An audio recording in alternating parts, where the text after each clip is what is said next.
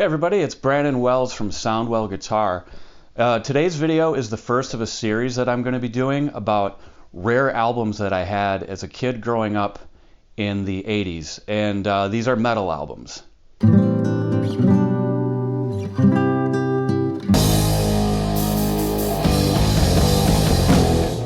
So today's video is about rare albums that I had growing up in the 80s. And today's album is by a band called Indestroy. And it's their debut album named Indestroy. In fact, it's the only full-length album that they came out with. Hence the reason why I wanted to do this series. I want to give you a little bit of background in my experience, like with playing or listening to metal. I started playing and listening to metal about the same time. But I grew up with an older brother. He's just about 2 years older than me, so we're pretty close in age. But nonetheless, he was an older brother, and he didn't want us to share the same hobbies and interests. This is probably a typical sibling thing. But anyway, we both got into music around the same time. And so he made this rule that if we were into something, a hobby or music or a movie or whatever, that we would have to claim it. And once the first person that claimed it, it was like, that's theirs. And I can't own any paraphernalia or whatever. It all started in the 70s when we saw Star Wars, and boom, Star Wars, that was his thing. I couldn't have any action figures or whatever. My brother's a great guy. This makes him sound like he was mean. It's just an older sibling kind of thing. But this part of my childhood was pivotal when it came to getting into music, because we both got into music at the same time, and right away he jumped on that.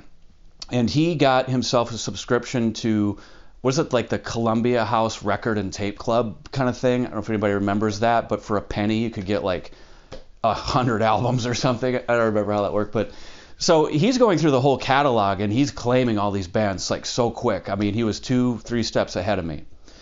And so he's got like, what bands, like he starts off right away, he's got like Aerosmith, Motley Crue, Led Zeppelin, AC/DC, you name it, the big ones. And fortunately, the very first one that he allowed me to claim, because he wasn't that big of a fan, was Iron Maiden. And that was my my first love for music, and it was metal. But I wanted more bands similar to that, and there were a couple that I picked up here and there.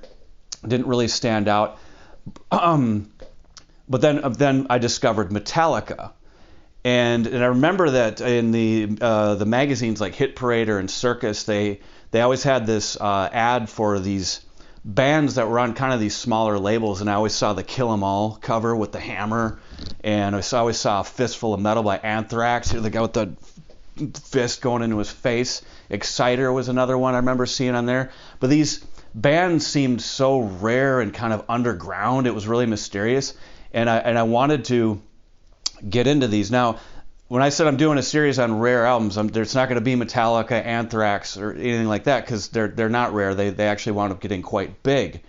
But there were other bands that were coming out at the same time. Now, it's important to note that this was 1983 was when I started getting into music, and so it was roughly about like 84, 85, 86 in there when I was massing up my tape collection. There were cassettes at the time. This was the 80s. And I'm just digging as deep as I can because, again, my brother has claimed all the mainstream stuff, and I started to just develop a thirst for this really weird kind of underground stuff. It's all I really had access to. And so I would go to record stores, and I would go in like their section where it was usually a section that was just like metal, but you knew it was like this like one row of cassettes that were on these like smaller labels. It was really kind of cool. And then I discovered a couple record stores. Anybody that lives in Minnesota might remember these in the 80s. There's one in South Minneapolis that was called No Name Records. And then there was another record store in downtown, right next to First Ave, the historic, venue, First Ave, where Prince shot Purple Rain. Right next to it on Hennepin was this record store called Northern Lights. I would get my allowance every 2 weeks from my mom and hop a bus, and I would blow it all at this record store called Northern Lights, because they had all the like local punk and metal stuff and just all this underground like punk and metal.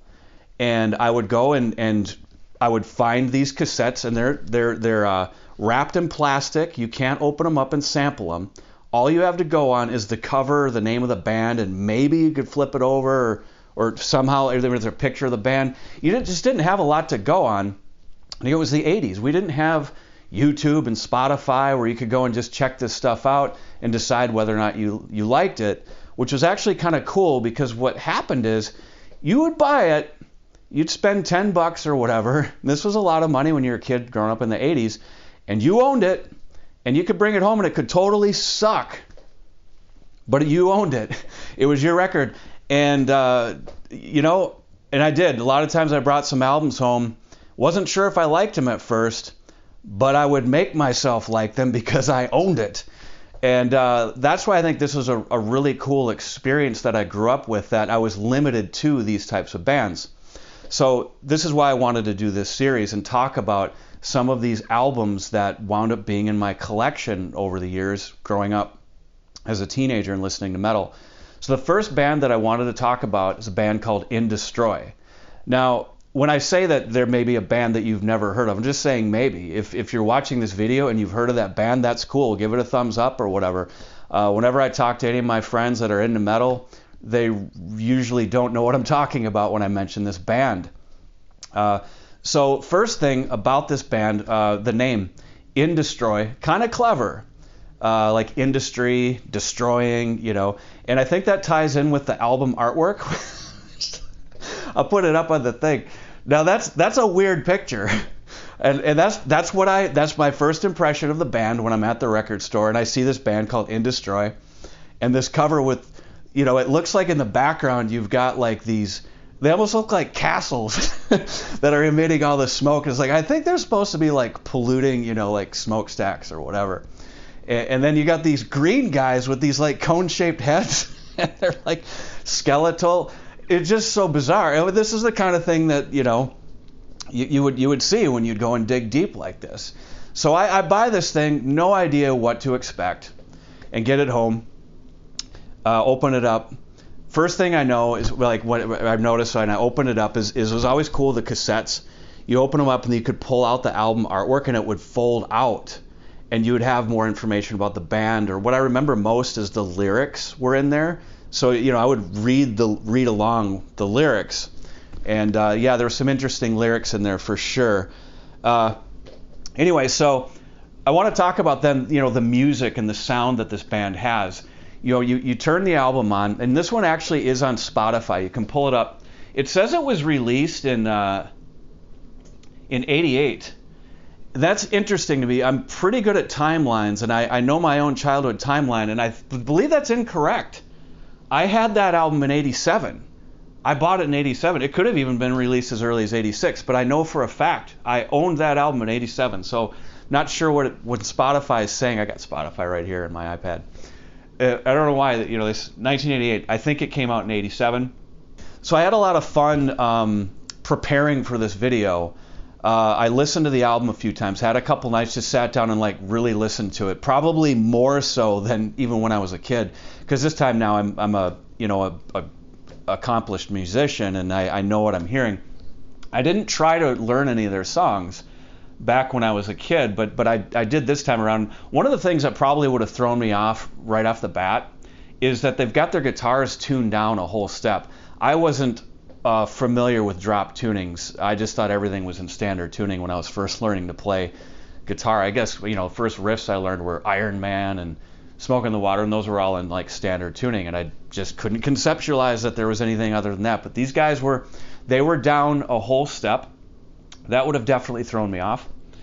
But I did take the time then this week to listen to some of my favorite riffs on the album. I would listen to the whole album several times, and then made a note of what I thought were the best riffs. And and learning the riffs is fun. I like learning things by ear. It's really good to exercise your ears like that, and I've gotten pretty good at it over the years. But it's not like I could have sent out to the go on Amazon and and bought the official Hal Leonard or Mel Bay method teaching you how to play Indestroy. They're just too rare for that. Anyway, so learn some of their riffs and want to talk about them. So we'll go to the first tune here called The Gate. Now The Gate, that's kind of a cool name. It's sort of I guess say ironic, because it's like right out the gate, right at the beginning, they just come in with this awesome riff. Now, prepare you, like what kind of sound these guys have. I guess they're kind of in the thrash thing. They're definitely, a lot of what they're doing reminds me of Megadeth, but it's almost like if Megadeth was a death metal band. And when I was thinking about that, I'm like, why wasn't Megadeth a death metal band? I mean, with the name Megadeth, maybe they should have called themselves something else and let a death metal band take that name. It makes, I can't picture Megadeth any other way. Anyway, these guys are like a death metal / Megadeth, with production quality on the album just a little under Killing Is My Business, which that one didn't necessarily have the greatest production on it either. But that's what makes these albums so much fun. Okay, so first song, The Gate. Like I said, right out of the gate, we got this sweet riff. Now, so the guitarist is introducing the riff. Now, I keep getting the names confused because the album artwork was done by a guy named Drew Elliott, but the guitarist's name is Drew Adrian. So a couple of Drews there.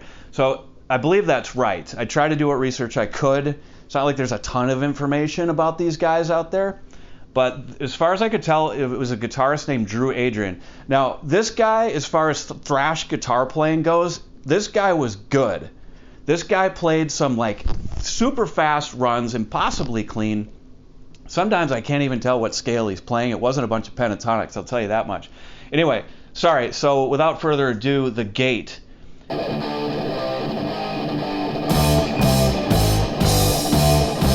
Okay, that's pretty sweet. I mean, you're gonna love getting that kind of thing in there right away. He's pretty good at that, but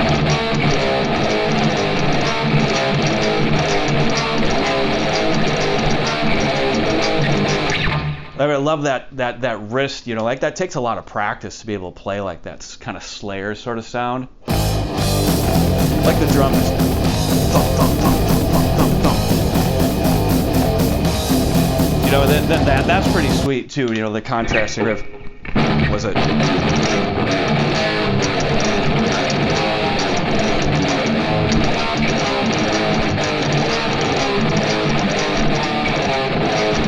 Super fun riff to play. Okay, that one's definitely a challenge for the right hand. Several of these riffs actually kind of are. Okay, so I'm gonna keep the riff going here. Now, basically, when I heard this as a kid, I'm anticipating the vocals. Like, what does the vocalist sound like? I like the guitar tone. I like the riff.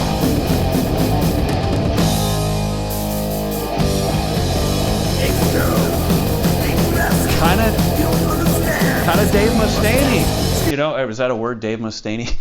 You know what I mean? Dave Mustaine from Megadeth. I just kind of hear that he's like kind of just grunting and talking at the same time, which is cool because then you can hear the lyrics pretty well. Even though they put the lyrics on the inlay, it kind of didn't need to. You can hear them pretty clear. Anyway, let's move on. We got this next song, USSA.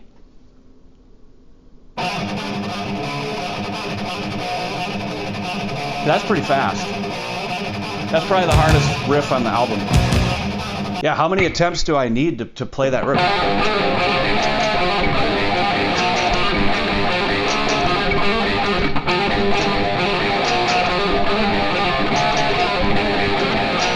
Well, he definitely plays it better than I do. It's his riff. Okay, another part. Agent Orange, death from above. Okay, yeah, I gotta like this riff.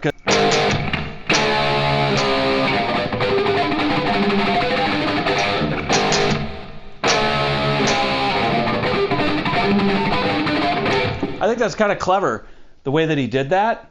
But I also kind of like this right here.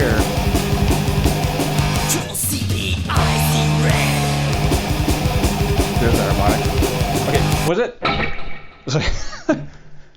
Triple CP, I see red. Okay, triple CP, I see red. Okay, definitely kind of a reference there with the Cold War.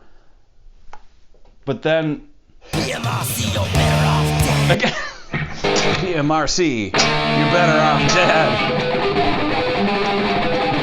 dead. Okay, so yeah, PMRC, you're better off dead. PMRC, that is the Parents Music Resource Center. Yeah, we have that group to thank for those fun little parental advisory stickers on our albums. I remember when that was coming into effect, it was going to basically mean that unless you're 18 years old, you couldn't buy a record that had that sticker on there. Why would that sticker be put on an album in the first place? If it had a swear word or something like that? Well, come on, man. Like, you know, I'm a teenager and I want to buy metal. Of course there's going to be some swear words on it. Okay, next song that I wanted to talk about is the fourth track on the album. It's called Fatal Sin. This one stands out as the most bizarre tune on the record. It starts out with this weird sound. I like this sound. You got the kick drum and bass droning on the tonic. Is the guitar in tune? What is that?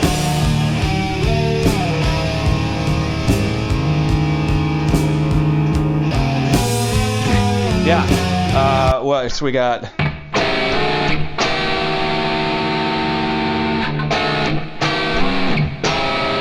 then what was the other? It was like.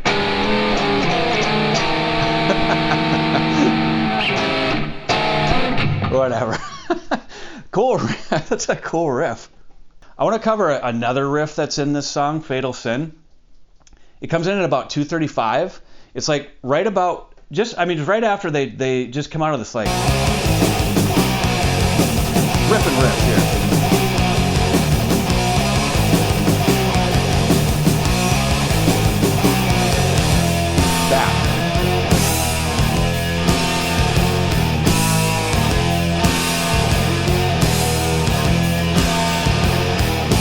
That is a sweet riff.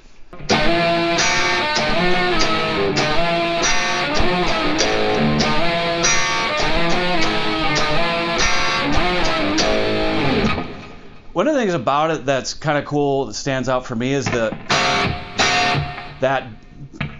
droning that he throws in there with the. It reminds me of Tony Iommi, you know, like riffs like.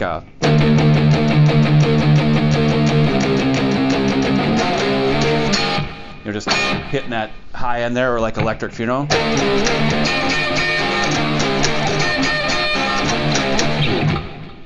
Okay, another riff I wanted to talk about was this song called Justice Sucks. Getting straight to the point, I guess, getting political.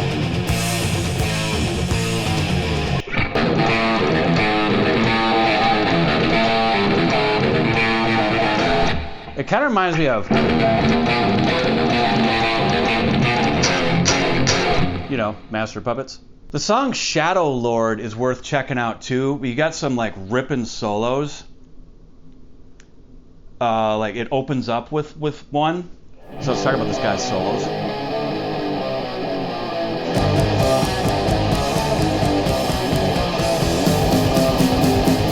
I didn't learn this riff.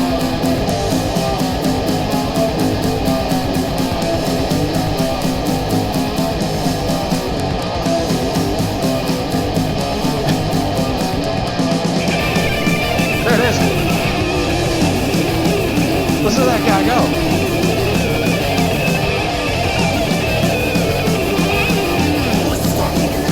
Pretty sweet. This song on there called Aimless, but it's like A period, you know, I period, M period, it's all in caps. I have questions. What does that stand for? I know what the word means, aimless. What does it stand for? Well, I mean, to that matter, like, how about the cover? I've got questions there too. But you know what the best riff on this album is, in my opinion? It's kind of close to that one that we were just playing with that thing. But it's in the first tune, The Gate. But it's not the riff I was playing earlier. You know, the one went. That's a sweet riff. But they kick into this other riff later in the tune that goes.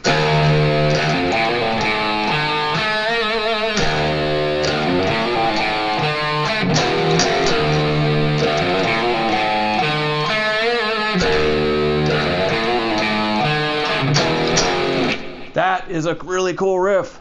So it comes in like right about after this riff and solo. The bass keeps going.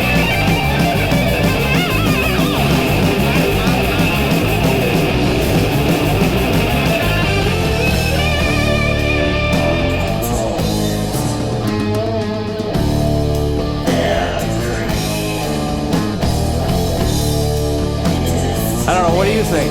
Best riff on the album? Check out the album and let me know. Okay, so then the album winds up ending with the song called Dismembered.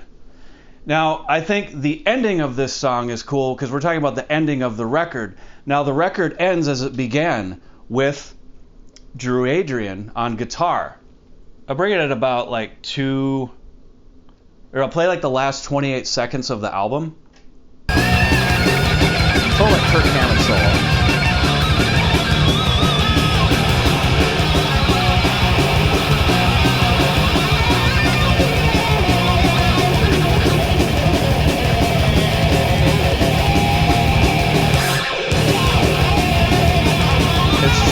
That is sweet. But what was that? I mean, that's the end of the album. I don't even know what note that is.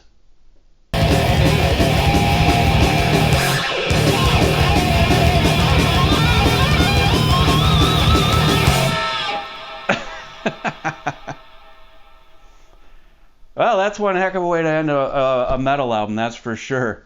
All right, that's it for this video. I'm going to be making more, talking about other albums that were in my collection. This was a good way to kick it off, though. I hope you had fun watching it.